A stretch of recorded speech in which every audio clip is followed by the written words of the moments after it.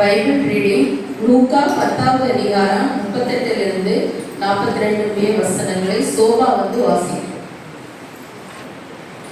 வாசிக்கும்படியாக கொடுக்கப்பட்ட வேத பகுதி லூக்கா 10வது அதிகாரம் 38 முதல் 42 முடிய. பின்பு அவர்கள் பிரயாணமாய் போகையில் அவர் ஒரு கிராமத்தில் பிரவேசித்தார். அங்கே மார்த்தாள் என்று பெயர் கொண்ட ஒரு ஸ்திரீ அவரை தன் வீட்டிலே ஏற்றுக்கொண்டாள். அவளுக்கு மரியாள் எனப்பட்ட ஒரு சகோதரி இருந்தாள். அவள் இயேசுவின் பாதத்தருகே உட்கார்ந்து அவருடைய வசனத்தை கேட்டுக்கொண்டிருந்தாள்.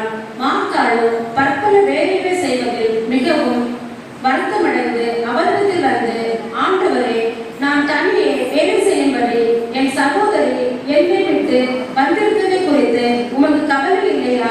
எனக்கு உதவி செய்யும்படி அவளுக்கு சொல்லும் என்றாள்.